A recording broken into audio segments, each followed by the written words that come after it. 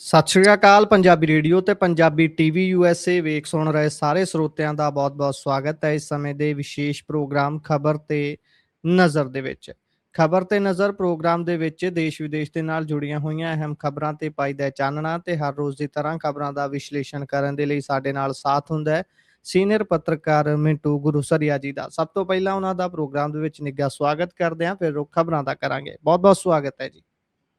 ਸ਼ੁਕਰੀਆ ਜੀ ਸਾਰਿਆਂ ਨੂੰ, ਸਤਿ ਸ੍ਰੀ ਅਕਾਲ ਜੀ। ਸਤਿ ਸ਼੍ਰੀ ਅਕਾਲ ਜੀ। ਸੋ ਅੱਜ ਦੇ ਸਾਡੇ ਸਪਾਂਸਰਸ ਨੇ ਖਾਲਸਾ ਇੰਸ਼ੋਰੈਂਸ। ਲੰਬੇ ਸਮੇਂ ਤੋਂ ਇੰਸ਼ੋਰੈਂਸ ਦੇ ਖੇਤਰ ਦੇ ਵਿੱਚ ਸੇਵਾਵਾਂ ਨਿਭਾ ਰਹੇ ਨੇ। ਤੁਸੀਂ ਵੀ ਸੰਪਰਕ ਕਰ ਸਕਦੇ ਹੋ। ਨੰਬਰ ਹੈ 4082722500। ਟਿਰਕਿਆਣਾ ਇਮੀਗ੍ਰੇਸ਼ਨ ਲਾ ਫਰਮ। ਜੇ ਟਿਰਕਿਆਣਾ ਹੁਣਾਂ ਨਾਲ ਸੰਪਰਕ ਕਰ ਸਕਦੇ ਹੋ ਕਿਸੇ ਵੀ ਤਰ੍ਹਾਂ ਦੀ ਇਮੀਗ੍ਰੇਸ਼ਨ ਦੇ ਬਾਬਤ, ਜੇਕਰ ਤੁਸੀਂ ਕੋਈ ਸਲਾਹ ਮਸ਼ਵਰਾ ਕਰਨਾ ਹੈ। Krishan Dhanota Yuba City. Baljinder Singh Nijjar Woodland. ਜੀਐਨ ਲਿਊ ਵਾਲੇ ਜਿਹੜੇ ਨੇ ਟਰੱਕ ਵਾਸ਼ ਕਰਦੇ ਨੇ, ਆਇਲ ਚੇਂਜ ਕਰਦੇ ਨੇ, 에ਅਰ ਬ੍ਰੇਕਸ ਦਾ ਕੰਮ ਤਸੱਲੀ ਬਖਸ਼ ਕਰਦੇ ਨੇ। ਤੁਸੀਂ ਇਹਨਾਂ ਦੇ ਕੋਲੋਂ ਨਵੇਂ ਤੇ ਪੁਰਾਣੇ ਟਾਇਰ ਵੀ ਖਰੀਦ ਸਕਦੇ ਹੋ। ਲੋਕੇਸ਼ਨ ਸੈਂਟਾ ਨੇਲਾ ਦੀ ਹੈ। ਨਿੰਮਾ ਸਹੋਤਾ ਹੁਣਾਂ ਦਾ ਨੰਬਰ ਨੋਟ ਕਰ ਸਕਦੇ ਹੋ। ਨੰਬਰ ਹੈ 20927700113। Jaswinder Singh Nagra Roseville. Avtar Singh Sangha Yuba City. Baldev Singh Kang Yuba City. ਬਹੁਤ ਬਹੁਤ ਧੰਨਵਾਦ ਹੈ ਇਹਨਾਂ ਸਾਰੇ ਸਪਾਂਸਰਸ ਦਾ। ਰੁਕ ਕਰਦੇ ਹਾਂ ਖਬਰਾਂ ਦਾ। ਮਿੰਟੂ ਜੀ, ਸਭ ਤੋਂ ਪਹਿਲੀ ਖਬਰ ਤੇ ਪਾਇਓ ਜ਼ਰਾ ਚਾਨਣਾ। ਕਾਂਗਰਸ ਦਾ ਆਪਸੀ ਖਿੱਚੋਤਾਣ ਵਾਲਾ ਮਾਮਲਾ ਨਹੀਂ ਮੁੱਕਣ ਦਾ ਨਾਮ ਲੈ ਰਿਹਾ। ਜਦੋਂ ਵੀ ਕੋਈ ਦਿੱਲੀ ਵੱਲ ਨੂੰ ਵਹੀਰ ਕੱਤਦਾ ਤਾਂ ਇੱਕ ਵਾਰ ਧੁੜਕੂ ਜਿਹਾ ਲੱਗ ਜਾਂਦਾ ਵੀ ਪਤਾ ਨਹੀਂ ਕੀ ਲੈ ਕੇ ਆਊਗਾ, ਉੱਥੋਂ ਕਿਹੜੀ ਗੱਲ ਹੋਊਗੀ। ਤੇ ਚੰਨੀ ਹੁਣੀ ਅਚਾਨਕ ਦਿੱਲੀ ਵੱਲ ਨੂੰ ਰਵਾਨਾ ਹੋਏ ਨੇ। ਕੀ ਖਾਸ ਕਾਰਨ ਹੈ ਜੀ ਇਹਨਾਂ ਦਾ ਜਾਣ ਦਾ? ਕੁਝ ਕੱਢ ਸਕੇ ਹੋ ਜੀ ਅੰਦਰੋਂ ਕੋਖ?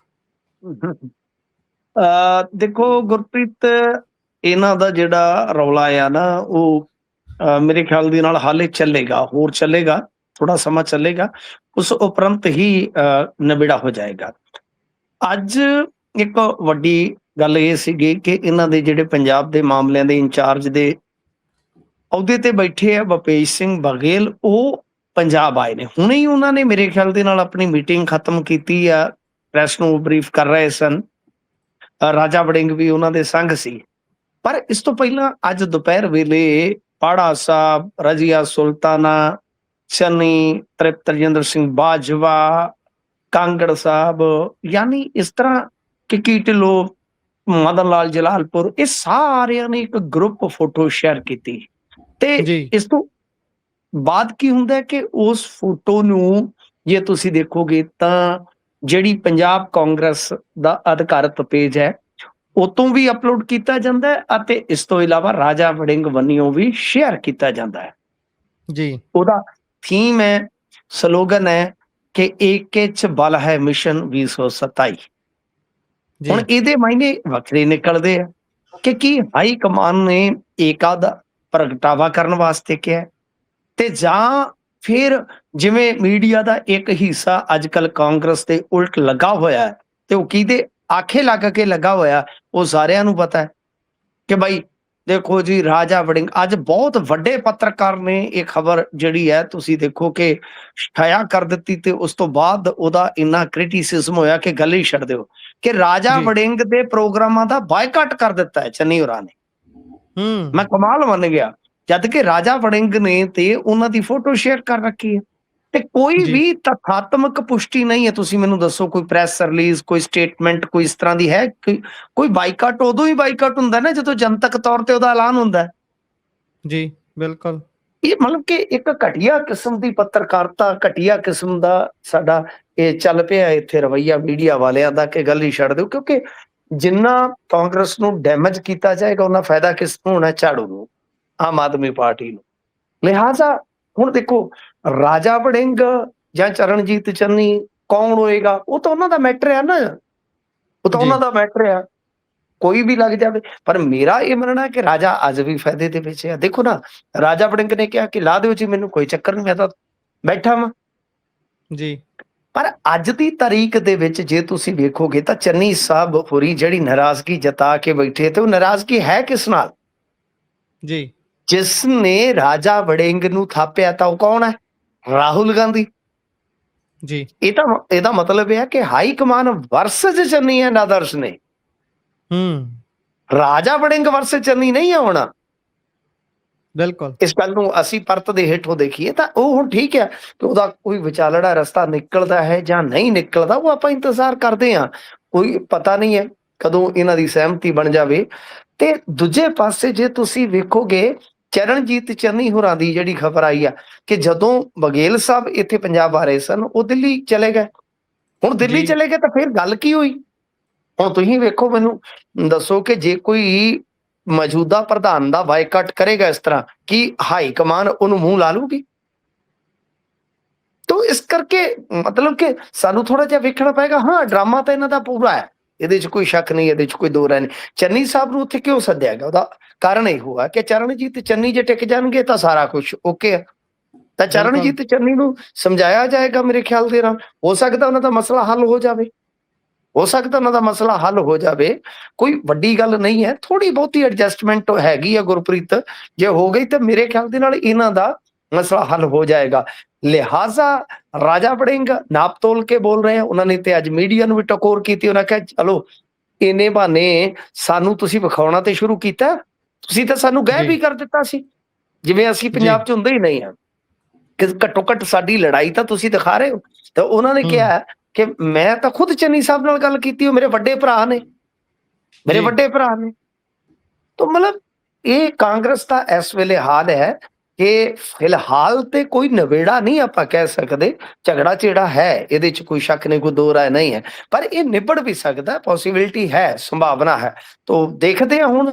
ਚਰਨਜੀਤ ਚੰਨੀ ਗਏ ਨੇ, ਬਘੇਲ ਸਾਹਿਬ ਦੀ ਸਟੇਟਮੈਂਟ ਮੈਂ ਨਹੀਂ ਸੁਣ ਸਕਿਆ, ਮਾਫ ਕਰਨਾ, ਕਿਉਂਕਿ ਰੀਸੈਂਟਲੀ ਉਹ ਜਿਹੜੀ ਉਹਨਾਂ ਦੀ ਇੱਥੇ ਬੈਠਕ ਹੋਈ ਹੈ, ਮੀਟਿੰਗ ਹੋਈ ਹੈ, ਉਸ ਤੋਂ ਬਾਅਦ ਉਹਨਾਂ ਨੇ ਆ ਕੇ ਬਰੀਫ ਕੀਤਾ। ਕੋਈ ਵੱਡੀ ਸਟੇਟਮੈਂਟ, ਕੋਈ ਫਲੈਸ਼ ਹੋਈ ਹੈ ਤੇ ਤੁਸੀਂ ਜ਼ਰੂਰ ਅਪਡੇਟ ਕਰ ਦਿਓ ਗੁਰਪ੍ਰੀਤ। ਜੀ ਨਹੀਂ, ਇਹੀ ਜਾਣਕਾਰੀ ਹੈ ਹਾਲੇ ਤੱਕ ਇਹਨਾਂ ਦੀ ਦਿੱਲੀ ਜਾਣ ਵਾਲੀ। ਉਸ ਤੋਂ ਬਾਅਦ ਮੇਰੇ ਕੋਲ ਵੀ ਕੋਈ ਜਾਣਕਾਰੀ ਨਹੀਂ ਹੈ। ਖੈਰ, ਆਪਾਂ ਅੱਗੇ ਵਧਦੇ ਹਾਂ। ਹਰਸਿਮਰਤ ਬਾਦਲ ਦਾ ਦਾਵਾ, ਆਪ ਨੇ ਰਿਮੂਵ ਕਰਵਾਈ ਫਿਲਮ। ਇਹ ਆਮ ਆਦਮੀ ਪਾਰਟੀ ਉੱਤੇ ਇਸ ਦੇ ਇਲਜ਼ਾਮ ਲਾਉਣੇ ਸ਼ੁਰੂ ਕੀਤੇ ਗਏ ਨੇ। ਕਿੰਨਾ ਕੁ ਸੱਚ ਹੈ ਤੇ ਕਿੰਨਾ ਕੁ ਝੂਠ, ਪਾਇਓ ਜਰਾ ਚਾਨਣਾ। ਤੇ ਨਾਲ ਦੀ ਨਾਲ ਹਿਊਮਨ ਰਾਈਟ ਐਂਗਲ ਤੋਂ ਵੀ ਜ਼ਰੂਰ ਜਰਾ ਪਾਇਓ ਚਾਨਣਾ, ਵੀ ਹਿਊਮਨ ਰਾਈਟ ਨੂੰ ਇੰਨਾ ਹੇਠਲੇ ਦਰਜੇ ਦਾ ਵਿਸ਼ਾ ਕਿਉਂ ਮੰਨਿਆ ਜਾਂਦਾ ਹੈ। ਵੀ ਭਾਈ ਇਹਦੇ ਤੇ ਗੱਲ ਕਰਕੇ ਕੀ ਲੈਣਾ? ਬੇਸ਼ੱਕ ਇੰਟਰਨੈਸ਼ਨਲ ਆਰਗੇਨਾਈਜੇਸ਼ਨਸ ਦੇਖ ਲਈਏ, ਬੇਸ਼ੱਕ ਸੂਬੇ ਦੀ ਆਪਣੀ ਕੋਈ ਆਪਾਂ ਮਨੁੱਖੀ ਅਧਿਕਾਰਾਂ ਦੀ ਜਥੇਬੰਦੀਆਂ ਜਾਂ ਕਮਿਸ਼ਨ ਨੂੰ ਦੇਖ ਲਈਏ, ਐਵੇਂ ਬਸ ਟਾਲਾ ਜਿਹਾ ਕਰਨ ਵਾਲਾ ਜਾਂ ਟਕੋਰ ਜਿਹੀ ਕਰਨ ਵਾਲਾ ਇਹ ਕੰਮ ਹੁੰਦਾ ਹੈ ਪੂਰੇ ਪੱਧਰ ਦੇ ਉੱਪਰ। ਇਹਨੂੰ ਕੋਈ ਜ਼ਰੂਰੀ ਗੱਲ ਸਮਝਿਆ ਨਹੀਂ ਜਾਂਦਾ। ਹਰਸਿਮਰਤ ਕੌਰ ਬਾਦਲ ਦੀ ਸਟੇਟਮੈਂਟ ਤੋਂ ਆਪਾਂ ਸ਼ੁਰੂਆਤ ਕਰ ਲਈਏ, ਉਸ ਤੋਂ ਬਾਅਦ ਆਪਾਂ ਅੱਗੇ ਤੁਰਦੇ ਹਾਂ ਗੁਰਪ੍ਰੀਤ। ਜੀ ਅੱਛਾ, ਇਹਨਾਂ ਨੇ ਕਿਹਾ ਕਿ ਪੰਜਾਬ ਸਰਕਾਰ ਨੇ ਖੁਦ ਕੇਂਦਰ ਨੂੰ ਪੱਤਰ ਲਿਖ ਕੇ ਇਸ ਫਿਲਮ ਤੇ ਰੋਕ ਲਗਵਾਈ ਹੈ। ਨਾਲ ਉਹਨਾਂ ਨੇ ਕਿਹਾ ਕਿ ਫਿਲਮ ਪੰਜਾਬ ਦੇ ਇਤਿਹਾਸ ਅਤੇ ਉਸ ਦੌਰ ਦੀਆਂ ਪਰਿਸਥਿਤੀਆਂ ਨੂੰ ਲੋਕਾਂ ਦੇ ਸਾਹਮਣੇ ਲਿਆਉਣ ਵਾਸਤੇ ਬਣਾਈ ਗਈ ਸੀ, ਤਾਂ ਕਿ ਸਿੱਖ ਭਾਈਚਾਰੇ ਤੇ ਹੋਏ ਅਤਿਆਚਾਰ ਤੇ ਨੌਜਵਾਨਾਂ ਦੀਆਂ ਹੱਤਿਆਵਾਂ ਦਾ ਸੱਚ ਸਾਹਮਣੇ ਆ ਸਕੇ। ਯਾਨੀ ਜੀ ਇਹਨਾਂ ਦੇ ਕਹਿਣ ਦਾ ਮਤਲਬ ਇਹ ਆ ਕਿ ਆਮ ਆਦਮੀ ਪਾਰਟੀ ਨੇ ਪੱਤਰ ਲਿਖਿਆ। ਇਹ ਬਹੁਤ ਜੀ ਵੱਡੀ ਗੱਲ ਹੈ। ਦੇਖੋ, ਉਹ ਜ਼ਿੰਮੇਵਾਰ ਨੇ, ਕਿਉਂਕਿ ਤੁਹਾਨੂੰ ਪਤਾ ਹੈ ਉਹ ਵੈਸੇ ਜ਼ਿਆਦਾ ਟੀਕਾ ਟਿੱਪਣੀਆਂ ਨਹੀਂ ਕਰਦੇ ਬੀਬਾ ਬਾਦਲ। ਤੇ ਜੀ ਇਹ ਉਹਨਾਂ ਨੂੰ ਆਪਾਂ ਵੇਖੀਏ, ਉਹ ਸਾਬਕਾ ਕੇਂਦਰੀ ਮੰਤਰੀ ਨੇ, ਮੌਜੂਦਾ ਮੈਂਬਰ ਪਾਰਲੀਮੈਂਟ ਨੇ, ਇੱਕ ਕਹਿ ਲਓ ਕਿ ਰਵਾਇਤੀ ਸਿਆਸੀ ਪਰਿਵਾਰ ਚੋਂ ਆਉਂਦੇ ਨੇ। ਉਹ ਇਸ ਤਰ੍ਹਾਂ ਦਾ ਗੈਰ ਜ਼ਿੰਮੇਵਾਰਾਨਾ ਬਿਆਨ ਨਹੀਂ ਦੇ ਸਕਦੇ, ਨਹੀਂ ਤਾਂ ਉਹਨਾਂ ਨੂੰ ਜਵਾਬ ਦੇ ਆਉਣਾ ਪਏਗਾ। ਹੁਣ ਇਹ ਤੇ ਆਮ ਆਦਮੀ ਬਿਲਕੁਲ ਪਾਰਟੀ ਇਹਨਾਂ ਤੋਂ ਮੰਗੇ, ਜੀ ਜਵਾਬ ਮੰਗੇ ਕਿ ਤੁਹਾਡੇ ਕੋਲ ਕੀ ਸਬੂਤ ਆ। ਤੇ ਜੇ ਇਹ ਸਬੂਤ ਰੱਖ ਦਿੰਦੇ ਆ ਬੀਬਾ ਜੀ, ਤਾਂ ਫਿਰ ਗੁਰਪ੍ਰੀਤ ਸੋਚਣ ਦਾ ਵਿਸ਼ਾ ਹੈ ਕਿ ਪੰਜਾਬ ਬਿਲਕੁਲ ਸਰਕਾਰ ਅਜਿਹਾ ਕਿਉਂ ਕਰੇਗੀ। ਹੁਣ ਇਹਦੇ ਤੇ ਤੁਸੀਂ ਵੇਖੋ ਕਿ ਅੱਜ ਆਮ ਆਦਮੀ ਪਾਰਟੀ ਨੇ ਤੇ ਹੱਲਾ ਬੋਲ ਕੀਤਾ ਹੈ ਨਾ। ਜੀ ਹੱਲਾ ਬੋਲ ਤੁਸੀਂ ਵੇਖਿਆ ਹੋਣਾ ਕਿ ਕਿਸ ਤਰ੍ਹਾਂ ਇਹਨਾਂ ਨੇ ਪ੍ਰੈਸ ਕਾਨਫਰੰਸਾਂ ਕੀਤੀਆਂ ਨੇ ਇਸ ਫਿਲਮ ਦੇ ਹੱਕ ਦੇ ਵਿੱਚ, ਜਿਹੜੀ ਪਹਿਲਾਂ 50-95 ਸੀ, ਹੁਣ ਬਾਅਦ ਚ ਸਤਲੁਜ ਬਣਾ ਕੇ ਇਹਨਾਂ ਨੇ OTT ਤੇ ਰਿਲੀਜ਼ ਕੀਤੀ ਸੀਗੀ।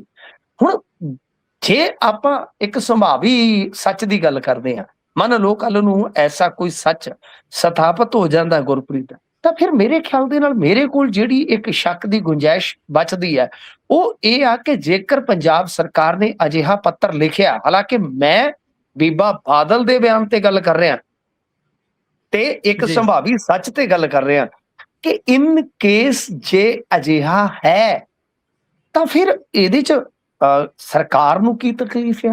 ਕਿਉਂਕਿ ਆਮ ਆਦਮੀ ਪਾਰਟੀ ਦਾ ਤੇ ਉਸ ਇਤਿਹਾਸ ਦੇ ਨਾਲ ਕੋਈ ਲਾਗਾ ਦੇਗਾ ਹੀ ਨਹੀਂ ਹੈ। ਜੀ ਤਾਂ ਫਿਰ ਕੀ ਕਾਰਨ ਹੈ? ਇਹਦਾ ਮਤਲਬ ਹੈ ਕਿ ਇਹ ਹੋ ਸਕਦਾ ਹੈ ਕਿ ਪੰਜਾਬ ਪੁਲਿਸ ਨੇ ਕਿਤੇ ਨਾ ਕਿਤੇ ਆਪਣੀ ਛਵੀ ਨੂੰ, ਅਕਸ ਨੂੰ ਬਚਾਉਣ ਵਾਸਤੇ ਅਜਿਹਾ ਕਰਵਾਇਆ ਹੋਵੇ ਜਾਂ ਕੀਤਾ ਹੋਵੇ। ਕੀ ਕਹਿੰਦੇ ਹੋ ਤੁਸੀਂ? ਤੁਹਾਡਾ ਜ਼ਰੂਰ ਇਹਦੇ ਤੇ ਕੋਈ ਪ੍ਰਤੀਕਰਮ ਮੈਂ ਪੁੱਛਣਾ ਚਾਹਾਂਗਾ ਕਿ ਐਸਾ ਲੱਗ ਸਕਦਾ ਹੈ, ਜੇਕਰ ਇਹ ਰਾਜਨੀਤਿਕ ਤੌਰ ਤੇ ਗੱਲ ਉੱਠਦੀ ਪਈ ਆ।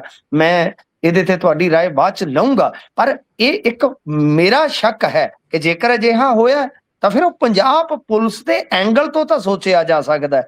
ਇਸ ਸਰਕਾਰ ਦੇ ਨਾਲ ਤਾਂ ਕੋਈ ਲੈਣਾ ਦੇਣਾ ਹੈ ਨਹੀਂ, ਨਾ ਉਸ ਜੀ ਇਤਿਹਾਸ ਦਾ ਹੈ, ਨਾ ਵਰਤਮਾਨ ਦਾ ਹੈ, ਨਾ ਫਿਲਮ ਦਾ ਹੈ। ਦੂਜੀ ਜੀ ਗੱਲ, ਜੋ ਬੀਬਾ ਬਾਦਲ ਕਹਿ ਰਹੇ ਨੇ ਕਿ ਇਹ ਹੋਇਆ ਉਹ ਹੋਇਆ, ਬਿਲਕੁਲ ਸੱਚ ਹੈ, ਇਹਦੇ ਚ ਕੋਈ ਸ਼ੱਕ ਨਹੀਂ, ਕੋਈ ਦੋ ਰਾਏ ਨਹੀਂ ਹੈ। ਪਰ ਹੂੰ ਬੀਬਾ ਬਾਦਲ ਨੇ ਸ਼ਾਇਦ, ਕਿਉਂਕਿ ਇਹਨਾਂ ਦੀ ਜਿਹੜੀ ਰਾਜਨੀਤਿਕ ਸਮਝ ਹੈ ਬੀਬਾ ਜੀ ਦੀ, ਉਹ ਬੜੀ ਕੱਚੀ ਆ। ਜੀ ਇਹਨਾਂ ਦੀ ਜੇ ਇਤਿਹਾਸਕ ਪਰਪੱਕਤਾ ਹੋਵੇ ਤਾਂ ਇਹਨਾਂ ਨੂੰ ਪਤਾ ਹੋਏਗਾ, ਇਲਮ ਹੋਏਗਾ ਕਿ ਭਾਈ ਖਾਲੜਾ ਸਨ ਨਾ ਜਿਹੜੇ, ਉਹ ਜੀ ਵੈਸੇ ਤੇ ਜੇ ਤੁਸੀਂ ਵੇਖੋਗੇ ਭਾਰਤ ਨੌਜਵਾਨ ਸਭਾ ਤੋਂ ਉਹਨਾਂ ਨੇ ਆਪਦਾ ਸਫ਼ਰ ਸ਼ੁਰੂ ਕੀਤਾ ਸੀਗਾ। ਜੀ ਥੋੜੇ ਜਿਹੇ ਉਹ ਖੱਬੇ ਪੱਖੀ ਵਿਚਾਰਾਂ ਵਾਲੇ ਸਨ, ਬਾਅਦ ਦੇ ਵਿੱਚ ਉਹ ਪੰਥਕ ਹੋ ਗਏ। ਤੇ ਜੀ ਜਦੋਂ ਉਹਨਾਂ ਦੀ ਸ਼ਹਾਦਤ ਹੁੰਦੀ ਆ ਗੁਰਪ੍ਰੀਤ, ਉਹ ਤੇ ਅਕਾਲੀ ਸਨ ਤੇ ਇੱਕ ਜੀ ਅਹੁਦੇ ਤੇ ਸੀਗੇ। ਤਾਂ ਹੁਣ ਤੁਸੀਂ ਵੇਖੋ ਕਿ ਜਿਸ ਵੇਲੇ ਉਹਨਾਂ ਦੀ ਸ਼ਹਾਦਤ ਹੁੰਦੀ ਆ, ਉਹ ਤੋਂ ਕੁਝ ਸਮਾਂ ਬਾਅਦ ਸੱਤਾ ਤੇ ਆਸੀਨ ਹੁੰਦੇ ਨੇ ਪ੍ਰਕਾਸ਼ ਸਿੰਘ ਬਾਦਲ। ਤਾਂ ਪ੍ਰਕਾਸ਼ ਸਿੰਘ ਬਾਦਲ ਹੋਰਾਂ ਨੇ ਉਹਨਾਂ ਦੀ ਲੜਾਈ ਉੱਕਾ ਨਹੀਂ ਲੜੀ, ਬਲਕਿ ਇੱਕ ਤੁਸੀਂ ਆ ਵੇਖਿਆ ਹੋਣਾ ਵਾਇਰਲ ਇੰਟਰਵਿਊ ਦਾ ਅੰਸ਼, ਜਿਹਦੇ ਵਿੱਚ ਖਾਲੜਾ ਸਾਹਿਬ ਦੀ ਸਪੁੱਤਰੀ ਕਹਿ ਰਹੇ ਨੇ ਕਿ ਬੀਬਾ ਬਾਦਲ ਸੌਰੀ ਜਿਹੜੇ ਪ੍ਰਕਾਸ਼ ਸਿੰਘ ਬਾਦਲ ਆ, ਕਿ ਉਹਨਾਂ ਨੇ ਤੇ ਸਾਡੀ ਮਾਤਾ ਨੂੰ ਆਫਰ ਕੀਤਾ ਸੀਗਾ ਕਿ ਕੁਝ ਮਿਲਦਾ ਤੇ ਲੈ ਲਓ ਤੇ ਚੁੱਪ ਕਰਕੇ ਬਹਿ ਜਾਓ ਬੀਬੀ। ਜੀ ਤਾਂ ਇਹ ਇੱਕ ਇਤਿਹਾਸਕ ਸੱਚ ਹੈ ਕਿ ਪ੍ਰਕਾਸ਼ ਸਿੰਘ ਬਾਦਲ, ਜਿਨ੍ਹਾਂ ਨੇ ਮੁੰਡਿਆਂ ਨੂੰ ਬਹੁਤ ਬਹੁਤ ਕੁਝ ਕੀਤਾ, ਭੋਗਾਂ ਤੇ ਗਏ, ਬੈਰਕਾਂ ਛਡਵਾਉਣ ਵਾਲੀਆਂ ਗੱਲਾਂ, ਉਹ ਇਤਿਹਾਸ ਦਾ ਪਾਰਟ ਵਾ। ਪਰ ਬਾਅਦ ਦੇ ਵਿੱਚ ਯਕਦਮ ਜਦੋਂ ਇਹ ਪਾਵਰ ਚ ਆਏ, ਵੈਸੇ ਤੇ ਇਹਨਾਂ ਨੇ ਮੋਗਾ ਰੈਲੀ ਦੇ ਵਿੱਚ ਤੁਹਾਨੂੰ ਪਤਾ ਹੀ ਆ, ਆਪਣੇ ਆਪ ਨੂੰ ਪੰਥਕ ਤੋਂ ਪੰਜਾਬੀ ਬਣਾ ਲਿਆ। ਬਿਲਕੁਲ ਪਰ ਜਿਹੜੀਆਂ ਜ਼ਿੰਮੇਵਾਰੀਆਂ ਸਨ, ਜਿਹੜੇ ਇਹਨਾਂ ਨੇ ਵਾਅਦੇ ਕੀਤੇ ਸਨ, ਚਾਹੇ ਉਹ ਫਰਜ਼ੀ ਮੁਕਾਬਲਿਆਂ ਦੇ ਹੋਣ, ਚਾਹੇ ਹੋਰ, ਤਾਂ ਇਹਨਾਂ ਨੇ ਉਹ ਸਾਰੇ ਹੀ ਅਣਗੌਲੇ ਕਰ ਦਿੱਤੇ ਸੀ। ਇਹ ਸੱਚ ਹੈ। ਉਲਟਾ ਜੀ ਜੇ ਤੁਸੀਂ ਦੇਖੋਗੇ ਦਵਿੰਦਰਪਾਲ ਸਿੰਘ ਭੁੱਲਰ ਦੇ ਮਾਮਲੇ 'ਚ ਵੇਖ ਲਓ, ਸੈਣੀ ਦੇ ਮਾਮਲੇ 'ਚ ਦੇਖ ਲਓ, ਫਰਜ਼ੀ ਮੁਕਾਬਲਿਆਂ ਦੀ ਸੁਣਵਾਈ ਵੇਲੇ ਜਿਹੜਾ ਪੁਲਿਸ ਦਾ ਮੋਰਾਲ ਡਾਊਨ ਹੋਣ ਵਾਲਾ, ਤਾਂ ਮਤਲਬ ਕਿ ਬਹੁਤ ਐਪੀਸੋਡ ਨੇ ਇਹਨਾਂ ਦੇ ਖਿਲਾਫ। ਜੀ ਤਾਂ ਗੱਲ ਇਹ ਆ ਕਿ ਜੇ ਇਤਿਹਾਸ ਨੂੰ ਫੋਲਣ ਬੈਠੀਏ ਤੇ ਇਤਿਹਾਸ ਬੜਾ ਬੇਰਹਿਮ ਹੁੰਦਾ, ਕਿਸੇ ਨੂੰ ਨਹੀਂ ਬਖਸ਼ਦਾ। ਦੂਜੀ ਗੱਲ, ਜੇ ਆਮ ਆਦਮੀ ਪਾਰਟੀ ਦੀ ਗੱਲ ਕਰੀਏ ਤਾਂ ਆਮ ਆਦਮੀ ਪਾਰਟੀ ਅੱਜ ਬਹੁਤ ਜ਼ੋਰ ਸ਼ੋਰ ਦੇ ਨਾਲ ਇਹ ਮੁੱਦਾ ਚੁੱਕ ਰਹੀ ਹੈ, ਜੋ ਸਵਾਗਤ ਯੋਗ ਆ, ਜਦੋਂ ਤੱਕ ਉਹਨਾਂ ਦਾ ਪੱਤਰ ਜਿਹੜਾ ਸਥਾਪਿਤ ਨਹੀਂ ਹੁੰਦਾ। ਪਰ ਗੁਰਪ੍ਰੀਤ, ਇਹ ਗੱਲ ਜੁੜਦੀ ਹੈ ਜਾ ਕੇ ਵਿਚਾਰਾਂ ਦੇ ਪ੍ਰਗਟਾਵੇ ਦੀ ਆਜ਼ਾਦੀ ਨਾਲ, ਕਲਾ ਦੀ ਆਜ਼ਾਦੀ ਨਾਲ। ਤੇ ਭਾਈ ਸਾਹਿਬ, ਤੁਸੀਂ ਕਿੰਨਾ ਕੁ ਇਹ ਘੇਰਾ ਮੋਕਲਾ ਦਿੰਦੇ ਹੋ ਬੋਲਣ ਦਾ, ਚੱਲਣ ਦਾ? ਤੁਸੀਂ ਤੇ ਮੁਕੱਦਮੇ ਕੀਤੇ ਆ, ਬਿਲਕੁਲ ਤੁਸੀਂ ਤੇ ਬੋਲਣ ਵਾਲਿਆਂ ਤੇ ਮੁਕੱਦਮੇ ਕੀਤੇ ਆ। ਮੇਰੇ ਤੇ ਮੁਕੱਦਮਾ ਜਿਹੜਾ ਹੋਇਆ ਸੀ ਗੁਰਪ੍ਰੀਤ, ਮੈਂ ਕੋਈ ਪੋਸਟ ਪਾਈ ਵੀ ਨਹੀਂ ਸੀ, ਜਸਟ ਇੱਕ ਸ਼ੇਅਰ ਸੀ ਮੇਰਾ। ਜੀ ਜਿਸ ਵੇਲੇ ਇਹਨਾਂ ਨੇ ਮੇਰੇ ਤੇ ਇਹ ਮੁਕੱਦਮਾ ਪਾਇਆ, ਮੈਨੂੰ ਮੇਨ ਅਕਿਊਜ਼ ਬਣਾ ਦਿੱਤਾ, ਮੈਂ ਤਾਂ ਇੱਕ ਜਸਟ ਡਾਕੂਮੈਂਟ ਸ਼ੇਅਰ ਕੀਤਾ ਸੀ। ਜੀ ਤਾਂ ਗੱਲ ਇਹ ਆ ਕਿ ਜਿਹੜਾ ਕਿ ਪਹਿਲਾਂ ਹੀ ਅਪਲੋਡ ਸੀਗਾ, ਮਾਨਿਕ ਗੋਇਲ ਬੰਨਿਓ ਜੀ, ਤੁਸੀਂ ਬੰਗਲਾ ਦੀ ਸਟੋਰੀ ਕਰਨ ਵਾਲੀ ਪੱਤਰਕਾਰ ਬੀਬੀ ਨੂੰ ਲੁਧਿਆਣੇ ਤੋਂ ਫਰਜ਼ੀ ਕੇਸ ਬਣਾ ਕੇ ਚੁਕਵਾ ਦਿੱਤਾ ਸੀਗਾ। ਬਿਲਕੁਲ ਤੁਹਾਡੇ ਰਾਜ ਦੇ ਵਿੱਚ 34-35 ਐਨਕਾਊਂਟਰਾਂ ਦਾ ਮਾਮਲਾ ਇਸ ਵੇਲੇ ਮਨੁੱਖੀ ਅਧਿਕਾਰ ਕਮਿਸ਼ਨ ਦੇ ਪਾਸ ਹੈ। ਬਿਲਕੁਲ ਤੇ ਇਹ ਗੱਲ ਆ ਕਿ ਠੀਕ ਆ, ਤੁਸੀਂ ਆਪਦੀ ਰਾਜਨੀਤੀ ਕਰੋ, ਪਰ ਜੇ ਇਤਿਹਾਸ ਕੋਲ ਜਾਓਗੇ ਤੇ ਇਹ ਚੀਜ਼ਾਂ ਜਿਹੜੀਆਂ ਤੁਹਾਨੂੰ ਬਖਸ਼ਣਗੀਆਂ ਨਹੀਂ। ਬਾਕੀ ਵੇਖੋ ਗੁਰਪ੍ਰੀਤ, ਫਿਲਮ ਆਈ OTT ਤੇ ਹਟ ਗਈ ਆ, ਪਰ ਇੱਕ ਚੀਜ਼ ਜਿਹੜੀ ਚੰਗੀ ਹੈ ਉਹ ਇਹ ਆ ਕਿ ਭਾਈ ਖਾਲੜਾ ਜੀ ਦੇ ਜੀਵਨ ਬਾਰੇ ਅੱਜ ਦੀ ਨੌਜਵਾਨੀ ਨੇ ਜਿਗਿਆਸਾ ਵਸ ਹੋ ਕੇ ਜਾਣਨਾ ਜ਼ਰੂਰ ਸ਼ੁਰੂ ਕਰ ਦਿੱਤਾ। ਡਾਊਨਲੋਡਿੰਗ ਹੋ ਗਈ ਆ ਫਿਲਮ ਦੀ। ਵੈਸੇ ਤੇ ਜਿਹੜੀ ਉਹ ਹੈਗੀ ਆ ਨਾ OTT ਵਾਲੀ ਫਰਮ, Z5 ਉਹਨਾਂ ਨੇ ਹੁਣ ਅਪੀਲ ਕੀਤੀ ਆ ਕਿ ਜਿਹੜੀ ਪਾਇਰੇਟਡ ਹੈਗੀ ਆ ਕਾਪੀ ਉਹਨੂੰ ਨਾ ਸ਼ੇਅਰ ਕੀਤਾ ਜਾਵੇ, ਕਿਉਂਕਿ ਅਸੀਂ ਯਤਨਸ਼ੀਲ ਆ ਕਿ ਇਸ ਫਿਲਮ ਨੂੰ ਦੁਬਾਰਾ ਮੰਚ ਤੇ ਲਿਆਂਦਾ ਜਾਵੇ। ਹੋ ਸਕਦਾ ਵਾਪਸੀ ਹੋ ਜਾਵੇ, ਹੋ ਸਕਦਾ ਹੈ। ਫਿਰ ਜੇ ਇਹ ਦੇਖੀਏ ਤੇ ਮੈਂ ਤੇ ਇਹ ਵੀ ਵੇਖਾਂਗਾ ਕਿਤੇ OTT ਵਾਲੇ ਕੋਈ ਬਿਜ਼ਨਸ ਸਟ੍ਰੈਟਜੀ ਦੇ ਨਾਲ ਤੇ ਨਹੀਂ ਚੱਲ ਰਹੇ, ਕਿਉਂਕਿ ਹਾਲੇ ਤੱਕ ਕਿਸੇ ਵੀ ਪੱਖ ਤੋਂ ਇਹ ਸਾਬਤ ਨਹੀਂ ਹੋਇਆ ਕਿ ਕੇਂਦਰ ਨੇ ਇਹ ਹਟਵਾਈ ਆ। ਕੋਈ ਦਸਤਾਵੇਜ਼ ਹੀ ਹਾਲੇ ਤੱਕ ਸਬੂਤ ਨਹੀਂ ਸਾਹਮਣੇ ਆਇਆ, ਨਾ ਹੀ ਬਿਲਕੁਲ। ਭਾਜਪਾ ਵਾਲੇ ਹਾਲੇ ਤੱਕ ਮੰਨੇ ਆ। ਤਾਂ ਮਤਲਬ ਕਿ ਸਾਨੂੰ ਇਸ ਐਂਗਲ ਤੋਂ ਵੀ ਨਿਗਾਹ ਰੱਖਣ ਦੀ ਲੋੜ ਆ ਨਾ, ਕਿਉਂਕਿ ਉਹਨਾਂ ਨੇ ਤਾਂ ਫਿਲਮ ਖਰੀਦ ਕੇ ਰਿਲੀਜ਼ ਕਰ ਦਿੱਤੀ ਹੈ, OTT ਵਾਲਿਆਂ ਨੇ। ਬਿਲਕੁਲ ਕਿਉਂਕਿ ਫਿਲਮ ਨਿਰਮਾਤਾ ਨੇ ਫਿਲਮ ਵੇਚ ਦਿੱਤੀ ਨਾ ਗੁਰਪ੍ਰੀਤ, ਸਿੰਪਲ ਹੈ। ਉਹਨਾਂ ਨੇ ਸੈਲ ਕਰ ਦਿੱਤੀ, ਉਹਨਾਂ ਦੀ ਡੀਲ ਹੋ ਗਈ। OTT ਵੈਸੇ ਤੇ ਸੈਂਸਰ ਉਹਦੇ ਤੇ ਲਾਗੂ ਹੀ ਨਹੀਂ ਹੁੰਦਾ। ਜੇ ਸਰਕਾਰ ਨੇ ਹਟਵਾਈ ਹੈ ਤਾਂ ਕਿਤੇ ਨਾ ਕਿਤੇ ਉਹਨਾਂ ਨੂੰ ਕੋਈ ਲਿਖਤੀ ਆਰਡਰ ਤਾਂ ਗਏ ਹੋਣਗੇ ਨਾ। ਜੇ ਲਿਖਤੀ ਆਰਡਰ ਗਏ ਨੇ ਤਾਂ ਉਹ ਜਨਤਕ ਕਿਉਂ ਨਹੀਂ ਹੁਣ ਤੱਕ? ਇਹ ਇੱਕ ਬੜਾ ਮੇਰਾ ਵਿਚਿੱਤਰ ਜਿਹਾ ਸਵਾਲ ਤੁਹਾਨੂੰ ਲੱਗੇਗਾ, ਪਰ ਇਹ ਅਹਿਮੀਅਤ ਰੱਖਣ ਵਾਲਾ ਸਵਾਲ ਹੈ। ਬਿਲਕੁਲ ਸਵਾਲ ਵੱਡਾ ਤੇ ਬੇਹੱਦ ਜ਼ਰੂਰੀ ਹੈ ਇਹ, ਤੇ ਉਹੀ ਗੱਲ ਹੈ, ਪਤਾ ਨਹੀਂ ਕਿਸ ਗੱਲ ਤੋਂ ਪੈ ਖਾਂਦੀਆਂ ਨੇ ਇਹ ਸਰਕਾਰਾਂ ਵੀ। ਜਿੱਥੇ ਵੀ ਇਹ ਗੱਲ ਹੁੰਦੀ ਹੈ ਕਿ ਹਿਊਮਨ ਰਾਈਟ ਦੀ ਗੱਲ ਕਰਦਾ ਹੈ, ਉਸ ਨੂੰ ਗੈਰ ਜ਼ਰੂਰੀ ਗੱਲਾਂ ਦੇ ਵਿੱਚ ਗਿਣਿਆ ਜਾਂਦਾ ਹੈ ਵੀ ਭਾਈ ਇਹ ਕੀ ਹੁੰਦਾ ਹੈ, ਇਹਦੀ ਤਾਂ ਸਾਨੂੰ ਲੋੜ ਨਹੀਂ। ਖੈਰ ਅੱਗੇ ਵਧੀਏ। ਵਿਧਾਇਕ ਬਾਕੀ ਤੁਸੀਂ ਮਨੁੱਖੀ ਅਧਿਕਾਰ ਤੇ ਇੱਕ ਟਿੱਪਣੀ ਚਾਹੀ ਸੀਗੀ, ਤਾਂ ਮੇਰਾ ਇਹ ਮੰਨਣਾ ਹੈ ਕਿ ਚਾਹੇ ਵਿਧਾਨ ਸਭਾ ਹੈ, ਚਾਹੇ ਲੋਕ ਸਭਾ ਹੈ, ਚਾਹੇ ਰਾਜ ਸਭਾ ਹੈ, ਮੇਰਾ ਇਹ ਮੰਨਣਾ ਹੈ ਕਿ ਮਨੁੱਖੀ ਅਧਿਕਾਰ ਦੇ ਖੇਤਰ ਦੇ ਵਿੱਚ ਕੰਮ ਕਰਨ ਵਾਲੇ ਲੋਕਾਂ ਲਈ ਇੱਥੇ ਇੱਕ ਅੱਧ ਸੀਟ ਜਿਹੜੀ ਹੈ ਉਹ ਰਿਜ਼ਰਵ ਹੋਣੀ ਚਾਹੀਦੀ ਹੈ। ਮੈਂ ਤੇ ਇੱਥੋਂ ਤੱਕ ਸੋਚਦਾ ਵਾਂ।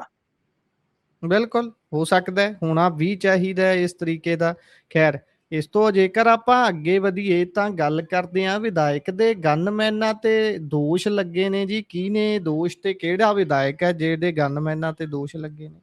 ਦੇਖੋ, ਮਾਫ ਕਰਨਾ, ਸ਼ਿਕਾਇਤ ਦੇ ਵਿੱਚ ਹਾਲੇ ਤੱਕ ਜਾਂ ਮੀਡੀਆ ਦੇ ਵਿੱਚ ਹਾਲੇ ਤੱਕ ਵਿਧਾਇਕ ਦਾ ਜ਼ਿਕਰ ਨਹੀਂ ਆਇਆ। ਮੋਹਾਲੀ ਦਾ ਮਾਮਲਾ ਹੈ ਜਿੱਥੇ ਸ਼ਿਕਾਇਤ ਦਰਜ ਕਰਵਾ ਦਿੱਤੀ ਗਈ ਆ, ਕਿਉਂਕਿ ਇਹ ਕਿਹਾ ਗਿਆ ਹੈ ਕਿ ਜੇ ਆਪਾਂ ਫਿਲਹਾਲ ਕਿ ਭਾਈ ਇਹ ਜਦੋਂ ਪਰਤ ਰਹੇ ਸਨ ਇੱਕ ਗੱਡੀ ਦੇ ਵਿੱਚ ਪਰਿਵਾਰ ਵਾਲੇ, ਤਾਂ ਹੋਇਆ ਕੀ ਆ ਕਿ ਇਹਨਾਂ ਨੂੰ ਫੋਲੋ ਕੀਤਾ ਗਿਆ, ਬਦਤਮੀਜ਼ੀ ਕੀਤੀ ਗਈ।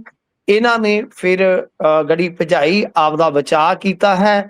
ਤੇ ਉਸ ਤੋਂ ਬਾਅਦ ਜੇ ਆਪਾਂ ਦੇਖੀਏ ਤਾਂ ਇਹਨਾਂ ਨੇ ਸਕਾਰਪੀਓ ਦੀ ਸ਼ਿਕਾਇਤ ਜਿਹੜੀ ਦੀ ਕੀਤੀ ਹੈ, ਨਾਲ ਇਹ ਵੀ ਕਿਹਾ ਕਿ ਉਹਦੇ ਵਿੱਚ ਇੱਕ ਵਰਦੀ ਟੰਗੀ ਸੀ। ਫਿਰ ਜਦੋਂ ਨੰਬਰ ਤਲਾਸ਼ਿਆ ਗਿਆ, ਨੰਬਰ ਤੇ ਖੋਜਬੀਨ ਹੋਈ ਤਾਂ ਉਹ ਨੰਬਰ ਇੱਕ ਵਿਧਾਇਕ ਦੇ ਨਾਮ ਰਜਿਸਟਰਡ ਹੈ।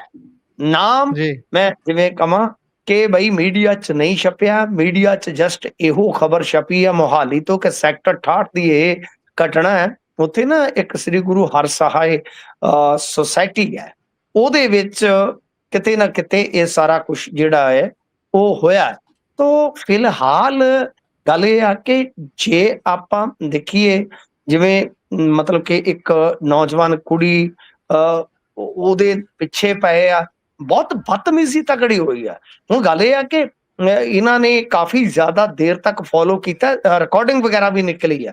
ਹੁਣ ਕਿਹੜਾ ਵਿਧਾਇਕ ਆ, ਇਹ ਮੀਡੀਆ 'ਚ ਨਹੀਂ ਆਇਆ।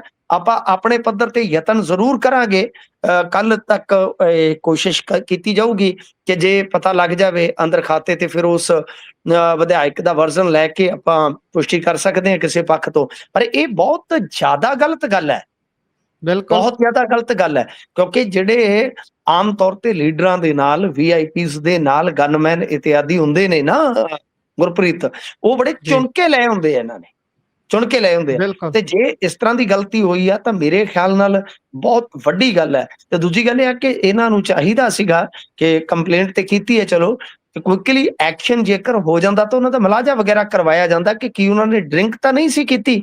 ਪਰ ਜਿਸ ਤਰ੍ਹਾਂ ਇਹਨਾਂ ਨੇ ਫੋਲੋ ਕੀਤਾ, ਜਿਸ ਤਰ੍ਹਾਂ ਬਦਤਮੀਜ਼ੀ ਕੀਤੀ ਹੈ, ਜਿਸ ਤਰ੍ਹਾਂ ਨੌਜਵਾਨ ਕੁੜੀ ਘਬਰਾਈ ਹੋਈ ਆ, ਉਹਨਾਂ ਨੇ ਤੇ ਬੰਦ ਮਤਲਬ ਕਿ ਇੱਕ ਕਿਸਮ ਦੀ ਕਹਿ ਲਓ ਗਲੀ 'ਚ ਕਾਰ ਪਾ ਕੇ ਦੌੜ ਕੇ ਜਿਵੇਂ ਉਹ ਕਹਿੰਦੇ ਕਿ ਅਸੀਂ ਨਿਕਲੇ ਆ, ਇਹ ਬਹੁਤ ਵੱਡੀ ਗੱਲ ਆ।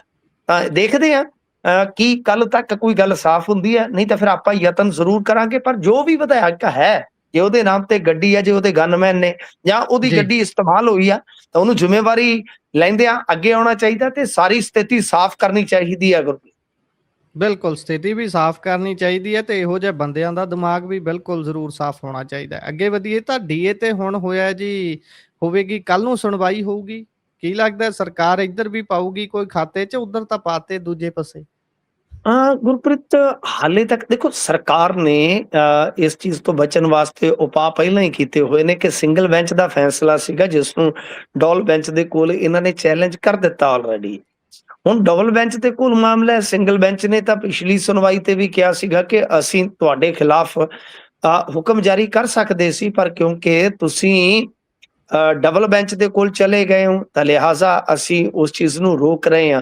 ਤਾਂ ਪਰ ਉਹਨਾਂ ਨੇ ਪਿਛਲੀ ਸੁਣਵਾਈ ਤੇ ਵੀ ਕਿਹਾ ਸੀਗਾ ਕਿ ਵੇਖੋ ਤੁਸੀਂ ਇੱਕ ਪਾਸੇ ਮਸ਼ਹੂਰੀਆਂ ਤੇ ਦੂਜੀਆਂ ਸਕੀਮਾਂ ਤੇ ਪੈਸਾ ਲਾ ਰਹੇ ਹੋ, ਤਾਂ ਮੁਲਾਜ਼ਮਾਂ ਦਾ ਪੈਸਾ ਕਿਉਂ ਨਹੀਂ ਦੇ ਰਹੇ।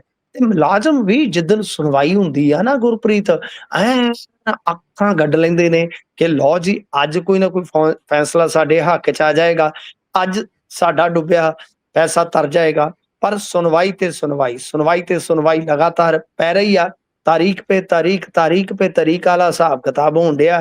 ਹੁਣ ਕੱਲ ਤੇ ਜਾ ਗੱਲ ਪਈ ਆ, ਪਰ ਗੁਰਪ੍ਰੀਤ ਜੇਕਰ ਇਹਨਾਂ ਨੂੰ ਪੈਸਾ ਦੇਣਾ ਪਿਆ ਤਾਂ ਕਾਫੀ ਮੁਸ਼ਕਲ ਖੜੀ ਹੋ ਜਾਏਗੀ। ਇਹ ਤਾਂ ਆਪਾਂ ਨੂੰ ਵੀ ਪਤਾ ਹੈ ਨਾ, ਇਹ ਤੇ ਆਪਾਂ ਨੂੰ ਵੀ ਬਿਲਕੁਲ ਪਤਾ ਹੈ।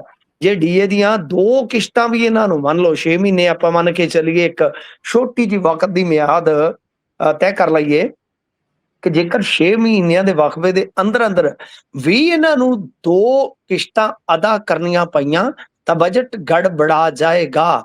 ਕਿਉਂ? ਕਿਉਂਕਿ ਆਪਾਂ ਨੂੰ ਪਤਾ ਹੀ ਆ ਇਹਨਾਂ ਦੀ ਆਰਥਿਕ ਹਾਲਤ ਜਿਹੜੀ ਆ ਉਹ ਇਹੋ ਜਿਹੀ ਆ ਗੁਰਪ੍ਰੀਤ ਕਿ ਕਰਜ਼ਾ ਲੈ ਲੈਂਦੇ ਨੇ ਤੇ ਫਿਰ ਉਹ ਤੋਂ ਗਾਂਹ ਜਾ ਕੇ ਆਪਦਾ ਟਾਈਮ ਟਪਾ ਲੈਂਦੇ ਨੇ, ਫੇਰ ਕਰਜ਼ਾ ਲੈ ਲੈਂਦੇ ਨੇ ਤੇ ਆਪਣਾ ਟਾਈਮ ਟਪਾ ਲੈਂਦੇ ਆ। ਹੁਣ ਤਾਂ ਇਹਨਾਂ ਨੇ ਇਲੈਕਸ਼ਨ ਵਰਾ ਹੋਣ ਕਰਕੇ 13,000 ਕਰੋੜ ਦਾ ਕਰਜ਼ਾ ਲੈਣ ਲਈ ਆਰਬੀਆਈ ਕੋਲ ਡਾਕੂਮੈਂਟ ਜਿਹੜੇ ਆਪਦੇ ਸਬਮਿਟ ਕੀਤੇ ਹੋਏ ਨੇ। ਤਾਂ ਦੇਖਦੇ ਆ ਕੱਲ ਤੇ ਹੁਣ ਸੁਣਵਾਈ ਜਾ ਪਈ ਆ, ਪਰ ਜਿਵੇਂ ਜਿਵੇਂ ਸਮਾਂ ਬੀਤ ਰਿਹਾ ਇੱਕ ਤੇ ਮੁਲਾਜ਼ਮਾਂ ਦੀਆਂ ਧੜਕਣਾਂ ਤੇਜ਼ ਹੋ ਰਹੀਆਂ ਨੇ ਕਿ ਕਿਤੇ ਸਮਾਂ ਲੰਘ ਹੀ ਨਾ ਜਾਵੇ, ਇਲੈਕਸ਼ਨ ਹੋ ਹੀ ਨਾ ਜਾਵੇ, ਤੇ ਦੂਜੇ ਪਾਸੇ ਉਮੀਦ ਵੀ ਆ ਮੁਲਾਜ਼ਮਾਂ ਨੂੰ ਕਿ ਸ਼ਾਇਦ ਗੱਲ ਬਣ ਜਾਏਗੀ ਕਿਉਂਕਿ ਕੋਰਟ ਵਿੱਚ ਹੈ। ਪਰ ਤੀਜੇ ਪਾਸੇ ਮੁਲਾਜ਼ਮਾਂ ਦੇ ਵਿੱਚ ਰੋਸ ਵੀ ਬਹੁਤ ਹੈ, ਆਕਰੋਸ਼ ਵੀ ਬਹੁਤ ਹੈ ਕਿ ਇਸ ਸਰਕਾਰ ਨੂੰ ਅਸੀਂ ਧੜੱਲੇ ਦੇ ਨਾਲ ਵੋਟਾਂ ਪਾਈਆਂ ਸਨ, ਪਰ ਸਰਕਾਰ ਹੈ ਕਿ ਸਾਡੇ ਆਲੇ ਪਾਸੇ ਇਹਦਾ ਊਠ ਵਾਲਾ ਬੁੱਲ ਜਿਹੜਾ ਉਹ ਡਿੱਗਦਾ ਹੀ ਨਹੀਂ। ਬਿਲਕੁਲ। ਅੱਗੇ ਚੱਲੀਏ ਤਾਂ ਗੁਰਦਾਸਪੁਰ ਦੇ ਵਿੱਚ ਮਾਈਨਿੰਗ ਵਾਲਾ ਮਾਮਲਾ ਵਧਿਆ ਹੈ। ਵੈਸੇ ਕਿਹੜਾ ਜ਼ਿਲ੍ਹਾ ਜਿੱਥੇ ਮੈਨੂੰ ਲੱਗਦਾ ਨਹਿਰ ਨੂਰ ਜਿੱਥੋਂ ਨਹੀਂ ਲੰਘਦੀ ਉਹੀ ਬਚਿਆ ਹੋਊ, ਬਾਕੀ ਤਾਂ ਹਰੇਕ ਪਾਸੇ ਕੰਮ ਪੀਕ ਤੇ ਚੱਲੀ ਜਾਂਦਾ। ਬਿਲਕੁਲ ਤੁਹਾਡੀ ਗੱਲ ਸਹੀ ਹੈ। ਹਰ ਪਾਸੋਂ ਇਸ ਤਰ੍ਹਾਂ ਦੀਆਂ ਖਬਰਾਂ ਆਉਂਦੀਆਂ ਨੇ, ਵਿਵਾਦਤ ਗੱਲਾਂ ਆਉਂਦੀਆਂ ਨੇ ਸਾਹਮਣੇ ਕਿ ਆਪਾਂ ਦੇਖਿਆ ਵੈਸੇ ਤੇ ਇੱਕੋ ਪੁਲ ਦੇ ਥੱਲੇ ਕਿਵੇਂ ਕੀੜਿਆਂ ਵਾਂਗੂ ਟਿੱਪਰ ਚੱਲਦੇ ਪਏ ਸਨ। ਤੁਹਾਨੂੰ ਯਾਦ ਹੋਣਾ ਹੈ ਕੀਰਤਪੁਰ ਸਾਹਿਬ ਨੂੰ ਜਾਂਦੀ ਸੜਕ ਦਾ ਮਾਮਲਾ, ਸ਼ਾਇਦ ਸ਼੍ਰੀ ਅਨੰਦਪੁਰ ਸਾਹਿਬ ਤੋਂ ਕੀਰਤਪੁਰ ਨੂੰ ਜਿਹੜੀ ਸੜਕ ਜਾਂਦੀ ਹੈ, ਤਾਂ ਉਹ ਇਲਾਕਾ ਤੇ ਤੁਹਾਨੂੰ ਪਤਾ ਹਰਜੋਤ ਸਿੰਘ ਬੈਂਸ ਹੋਰਾਂ ਦਾ। ਫਿਰ ਇਸ ਤੋਂ ਇਲਾਵਾ ਪੂਰੇ ਸਰਕਾਰ ਦੇ ਇਸ ਟੈਨਿਓਰ ਨੂੰ ਦੇਖੀਏ ਆਪਾਂ ਗੁਰਪ੍ਰੀਤ, ਤਾਂ ਵਾਰ-ਵਾਰ ਵੀਡੀਓਜ਼ ਨਿਕਲੀਆਂ, ਹਾਈ ਕੋਰਟ ਤੱਕ ਮਾਮਲਾ ਗਿਆ। ਹੁਣ ਇਹਨਾਂ ਨੇ ਯਾਨੀ ਜਿਹੜੇ ਰੰਧਾਵਾ ਸਾਹਿਬ ਨੇ, ਇਹਨਾਂ ਨੇ ਇੱਕ ਕੰਮ ਕੀਤਾ ਕਿ ਇਹ ਜਿੱਥੇ ਕੋਈ ਚੱਲ ਰਹੀ ਸੀ ਮਾਈਨਿੰਗ ਦੀ ਸਾਈਟ ਉੱਥੇ ਗਏ, ਇਹਨਾਂ ਨੇ ਇਸ ਨੂੰ ਕਿਹਾ ਕਿ ਇਹ ਇਲੀਗਲ ਮਾਈਨਿੰਗ ਆ। ਚਲੋ ਪੁਲਿਸ ਵੀ ਉੱਥੇ ਪਹੁੰਚੀ, ਕੁਝ ਮਾਈਨਿੰਗ ਡਿਪਾਰਟਮੈਂਟ ਦੇ ਬੰਦੇ ਜਿਹੜੇ ਪਹੁੰਚੇ ਆ।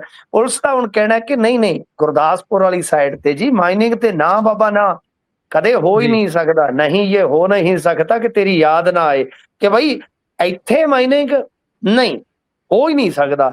ਉਹ ਕਹਿੰਦੇ ਜੀ ਦਰਅਸਲ ਕੀ ਆ ਕਿ ਅਸੀਂ ਤੇ ਡੀਸਿਲਟਿੰਗ ਕਰ ਰਹੇ ਹਾਂ ਤੇ ਉਹ ਕਾਇਦੇ ਦੇ ਮੁਤਾਬਕ ਇਜਾਜ਼ਤ ਲੈ ਕੇ ਕੀਤੀ ਜਾ ਰਹੀ ਹੈ ਡੀਸਿਲਟਿੰਗ। ਅਸਲ ਦੇ ਵਿੱਚ ਡੀਸਿਲਟਿੰਗ ਦੇ ਪਰਮਿਟ ਜਿਹੜੇ ਦਿੱਤੇ ਜਾ ਰਹੇ ਆ ਨਾ, ਕਿਉਂਕਿ ਡੀਸਿਲਟਿੰਗ ਤਾਂ ਅਲਾਉ ਕਰਨੀ ਪਵੇਗੀ ਨਾ ਸਰ। ਬਿਲਕੁਲ ਵੀ ਅਸੀਂ ਜੀ ਆਪਦੇ ਦਰਿਆ ਜਾਂ ਚੋ ਜਾਂ ਨਹਿਰਾਂ ਸਾਫ਼ ਕਰਨੀਆਂ, ਉਹ ਤਾਂ ਕੋਈ ਵੀ NGT ਵੀ ਕਹੂਗਾ, ਅਦਾਲਤ ਵੀ ਕਹੂਗੀ, ਪਰ ਹੋ ਕੀ ਰਿਹਾ ਗੁਰੂ। ਤੁਹਾਨੂੰ ਇੱਕ ਸੀਨ ਯਾਦ ਹੋਣਾ ਹੈ, ਪਿੱਛੇ ਜੇ ਬਹੁਤ ਰੌਲਾ ਪਿਆ ਸੀ ਕਿ ਇੱਧਰ ਛੱਤਬੀੜ ਜੂ ਦੇ ਨਾਲ ਉੱਥੇ ਡੀਸਿਲਟਿੰਗ ਦੇ ਬਹਾਨੇ ਟਿੱਪਰਾਂ ਦੇ ਟਿੱਪਰ ਕੱਢੇ ਜਾ ਰਹੇ ਸਨ ਤੇ ਉੱਥੇ ਅੱਗੇ ਜਾ ਕੇ ਇੱਕ ਸੜਕ ਤੇ ਉਹੀ ਟਿੱਪਰ ਮਹਿੰਗੇ ਭਾਅ ਜਾ ਕੇ ਮਿੱਟੀ ਜਾਂ ਜੋ ਵੀ ਉੱਥੋਂ ਨਿਕਲ ਰਿਹਾ ਸੀ ਉਹ ਪਾ ਰਹੇ ਸਨ। ਤੁਹਾਨੂੰ ਸ਼ਾਇਦ ਯਾਦ ਹੋਏਗਾ। ਤਾਂ ਮਤਲਬ ਕਿ ਜੀ ਡੀਸਿਲਟਿੰਗ ਦੇ ਨਾਂ ਤੇ ਵੀ ਇਲੀਗਲ ਮਾਈਨਿੰਗ ਜਿਹੜੀ ਆ ਉਹ ਪੰਜਾਬ ਦੇ ਵਿੱਚ ਚੱਲਦੀ ਹੈ ਗੁਰਪ੍ਰੀਤ। ਇਹਦੇ ਤੇ ਅੱਗੇ ਵੀ ਬਹੁਤ ਵਾਰੀ ਰੌਲੇ ਪੈ ਚੁੱਕੇ ਆ ਜੀ। ਜੀ ਬਿਲਕੁਲ। ਇਸ ਤੋਂ ਅੱਗੇ ਜੇਕਰ ਚੱਲੀਏ ਤਾਂ ਉਧਰ ਥਾਣੇਦਾਰ ਨੇ ਵੀ ਨਿੱਜੀ ਗਨਮੈਨ ਰੱਖਿਆ ਹੋਇਆ, ਇਹ ਕੀ ਚੱਲੀ ਜਾਂਦਾ ਜੀ? ਦੇਖੋ ਗੁਰਪ੍ਰੀਤ, ਮੇਰੇ ਖਿਆਲ ਦੇ ਨਾਲ ਜਿਹੜਾ ਥਾਣੇਦਾਰ ਆ ਉਸਨੇ ਅਗਨੀਵੀਰ ਰੱਖ ਲਏ ਆ। ਜਿਵੇਂ ਆਪਾਂ ਹੁਣ ਦੇਖਦੇ ਨਹੀਂ, ਅਗਨੀਵੀਰ ਸਕੀਮ ਜਿਹੜੀ ਆ ਲੈ ਕੇ ਆਈ ਆ ਨਰਿੰਦਰ ਮੋਦੀ ਗਵਰਨਮੈਂਟ, ਕਿ ਫੌਜ ਦੀ ਪੱਕੀ ਭਰਤੀ ਤੋਂ ਇਲਾਵਾ ਹੁਣ ਇਹਨਾਂ ਨੇ ਉਹ ਬੰਦ ਕਰਕੇ ਕਿਹਾ ਕਿ ਅਗਨੀਵੀਰ ਭਰਤੀ ਕਰਾਂਗੇ। ਤੇ ਇਸ ਪੁਲਿਸ ਵਾਲੇ ਨੇ ਵੀ ਇਹੀ ਚੀਜ਼ ਫਿਰ ਲੈ ਲਈ ਕਿ ਅਗਨੀਵੀਰ ਪ੍ਰਾਈਵੇਟ ਆਪਣੇ ਅਗਨੀਵੀਰ ਹੀ ਹਾਇਰ ਕਰ ਲੈ ਕਿ ਆ ਜਾਓ ਵੀਰ। ਤੇ ਇਹ ਮਾਮਲਾ ਹੈ ਤਰਨਤਾਰਨ ਦਾ, ਜਿੱਥੇ ਇੱਕ ਚਰਚਿਤ ਥਾਣੇਦਾਰ ਆ, ਛੋਟਾ ਥਾਣੇਦਾਰ ਆ, ਚੌਂਕੀ ਇੰਚਾਰਜ ਗੁਰਪ੍ਰੀਤ ਖਹਿਰਾ, ਉਹਦੇ ਨਾਲ ਫੋਟੋਆਂ ਵਾਇਰਲ ਹੋਈਆਂ ਕਿ ਆਹ ਦੇਖੋ ਜੀ ਇਹਦੇ ਨਾਲ ਨਿੱਜੀ ਬੰਦੇ ਆ ਜਿਨ੍ਹਾਂ ਨੇ ਜਿਹੜੇ ਹਥਿਆਰ ਵਗੈਰਾ ਸਰਕਾਰੀ ਆ ਉਹ ਵੀ ਚੱਕ ਰੱਖੇ ਆ। ਉਸ ਤੋਂ ਬਾਅਦ ਉਹਦੀ ਬਦਲੀ ਕਰ ਦਿੱਤੀ ਗਈ ਆ। ਗੁਰਪ੍ਰੀਤ ਠੀਕ ਆ ਕਿ ਇਹ ਬੜੇ ਵੱਡੇ ਸਵਾਲ ਖੜੇ ਹੋ ਗਏ ਕਿ ਉਕਤ ਥਾਣੇਦਾਰ ਨੇ ਨਿੱਜੀ ਬੰਦੇ ਰੱਖੇ ਸਨ ਤੇ ਫਿਰ ਤਨਖਾਹ ਆਦੀ ਉਹ ਕਿੱਥੋਂ ਦੇ ਰਿਹਾ ਸੀ? ਸਾਰਾ ਜੀ ਗੱਲ ਆਪਦੇ ਕੋਲੋਂ ਖਜ਼ਾਨੇ ਚੋਂ ਤਾਂ ਸਰਕਾਰੀ ਤਨਖਾਹ ਤਾਂ ਜਾਂਦੀ ਨਹੀਂ ਹੋਵੇਗੀ। ਤਾਂ ਫਿਰ ਦੂਜੇ ਪਾਸੇ ਜੇ ਆਪਾਂ ਵੇਖੀਏ ਤਾਂ ਮੈਟ੍ਰਿਕ ਹੋਰ ਵੀ ਆ ਕਿ ਉੱਥੇ ਬਹੁਤ ਵੱਡਾ ਗੜ ਹੈ ਗੈਂਗਿਜ਼ਮ ਦਾ, ਪਰ ਸਟਾਫ ਦੀ ਕਮੀ ਹੈ। ਮੈਂ ਵਾਰ-ਵਾਰ ਕਹਿੰਦਾ ਕਿ ਜੇ ਤੁਸੀਂ ਫੀਲਡ 'ਚ ਕੰਮ ਕਰਨ ਵਾਲੇ ਮੁਲਾਜ਼ਮਾਂ ਦੀ ਗਿਣਤੀ ਵੇਖੋਗੇ ਤੇ ਨਾ ਮਾਤਰ ਹੈ ਇਸ ਟਾਈਮ ਵਸੋਂ ਦੇ ਹਿਸਾਬ ਦੇ ਨਾਲ, ਕ੍ਰਾਈਮ ਦੇ ਹਿਸਾਬ ਦੇ ਨਾਲ। ਕੀ ਇਸ ਐਂਗਲ ਤੋਂ ਅਸੀਂ ਸੋਚ ਸਕਦੇ ਹਾਂ ਕਿ ਬਈ ਹੁਣ ਥਾਣੇਦਾਰ ਜਾਂ ਇਸ ਤਰ੍ਹਾਂ ਦਾ ਜਿਹੜਾ ਜਿਮਾ ਰੱਖਦੇ ਨੇ ਬੰਦੇ ਜਿਨ੍ਹਾਂ ਦਾ ਵਾਹ ਪੈਂਦਾ ਔਰ ਬੜੇ ਖਤਰਨਾਕ ਏਰੀਏ ਦੇ ਵਿੱਚ ਖਤਰਨਾਕ ਕ੍ਰਿਮੀਨਲਸ ਦੇ ਨਾਲ ਉਹ ਲੜਦੇ ਨੇ, ਕੀ ਉਹਨਾਂ ਨੂੰ ਮਜਬੂਰੀ 'ਚ ਇਦਾਂ ਦੇ ਬੰਦੇ ਰੱਖਣੇ ਪੈ ਰਹੇ ਆ?